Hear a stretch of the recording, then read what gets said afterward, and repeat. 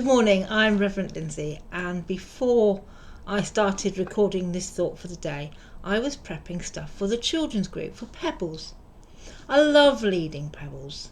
I love being with the children, and part of that being with them is the prep that goes in before. And I think part of that planning is knowing that whatever you do, however you think it might look like, it never turns out that way. My prep might be tidy. My prep might be predictable. But the children, they bring something else. They bring wonder, they bring honesty, and they bring questions that often send us in a completely different direction. And that's the joy. I go with one thing and leave with something completely different, something totally unexpected. I guess they see the world so differently to us. I go with a schedule, and I guess they see a story and they see play. Where we might see a rota of who's doing what, when and how, they might see a rhythm or a blessing within that rhythm and that pattern. Children love to know what's next. They love boundaries. Even though they don't want to stick to them, there's something about that rhythm and that pattern set within boundaries and set within how we do Pebbles. How we start the same, how we end the same, and how we do something the same in the middle. But most of all, their faith is playful, it's profound. And as an adult, it's really hard to be in the same place as them.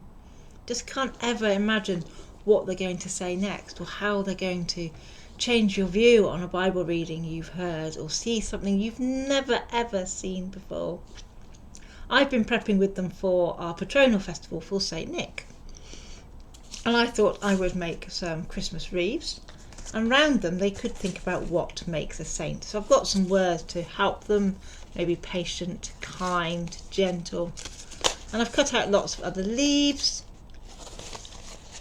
And what else have we got for them? Oh, we've got some tags, what makes a saint, and a reading from 1 John 3-18.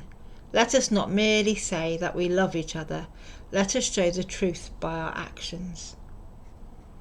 I've no idea what the children are going to say when I read that out to them. I've no idea what they think a saint might be. I guess some will think of saints like in the windows with halos.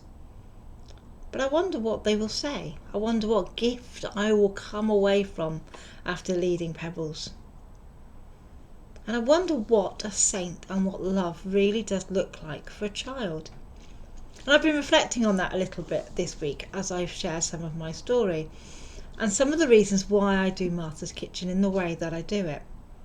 And a lot of it was about those really early encounters with faith and of people of faith as a child, and how they showed their love to me and my family.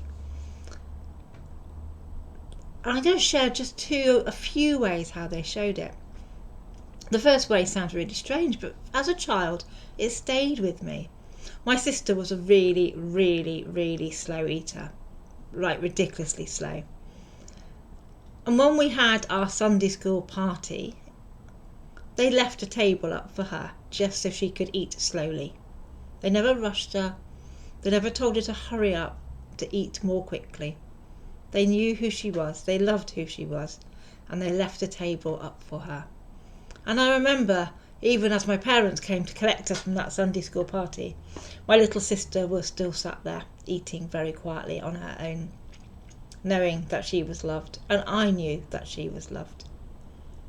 And one of the other things that really stayed in my mind as a child, from my childhood, was another Sunday school encounter when they used to send every child a birthday card. I'm lucky my birthday's the end of April, so my birthday card came with a stamp in the post, and the joy of getting one was great. But my sister was a little bit different to me because she was born on Christmas Day. So there were no cards for her on Christmas morning in the post. Everything was pre-done the day before. She often felt hard done by that her birthday was hijacked by Christmas. And I can get that. But one Christmas morning, I can really remember it. And you have to remember this is back in the 70s, so late 70s, so there weren't the people out on the streets moving around. Christmas was really quiet, probably quieter than it is now. And we lived in a little dead-end road. and somebody walked down our road. And then somebody walked up our path. And it was this wonderful lady called Mrs. Powell, our Sunday school teacher. And she posted a card, a birthday card, through our door on Christmas Day for my sister. She was loved. As a child, I remember thinking how much we were both loved. It's amazing, isn't it, those tiny little actions that we do and how a child sees them and interprets them. I know that I want the children to experience when they come to Pebbles or when they come to Martha's Kitchen. I want to create memories that they know not only who Jesus is, but they are loved by Jesus and by the church family, that we value them, that we hear them, that we see them. And that has extended into Martha's Kitchen, because every child in Martha's Kitchen gets a card delivered on their birthday. It's amazing how God equips us to be witness to children, and how those stories stay with us for such a long time. And that's why during worship, during Pebbles, during the gathering, during Refresh, during Martha's Kitchen, what we do, the actions that we have, really do count. Whatever we do as a church family is a witness to each other, a witness to the wider church community and the community that we are all living in. But that witness does create memories. It shows love. When we pour a cup of tea for a mum who's exhausted during Refresh or the gathering, we're showing love in the most profound way. When we sit alongside somebody and listen, we show love. When we smile and listen to a child reading a passage from the Bible, stumbling over their words, nervous, we show love. We might show it through grace. We might not even hear the passage. But you see that little person stood up there, pushing themselves to the edge of their boundaries. That's love. My big thought is, what might our worship, our welcome, our witness look like if we saw it through the eyes of a child? And remember, a child's eyes aren't level with ours, they're way down here. What does it mean when a child walks through the church and we say good morning? What does it mean to get down on their level and say good morning?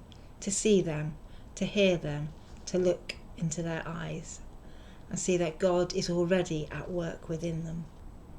But I wonder what our own sainthood might look like. What gifts have God given us? We are all saints. And we're not the saints in the stained glass windows with dinner plates on our heads. But we are saints in the muddiness and in the chaos of church life. We are saints who see each other. We are saints who are witnesses of our faith to each other, to our peers, and to the little people who push us in directions that we have no idea that we are going. But when we stop, when we listen, when we see the wonder of God working within them.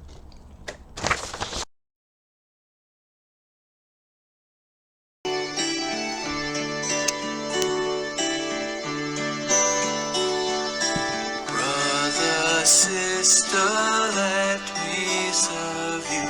Let me be as Christ to you.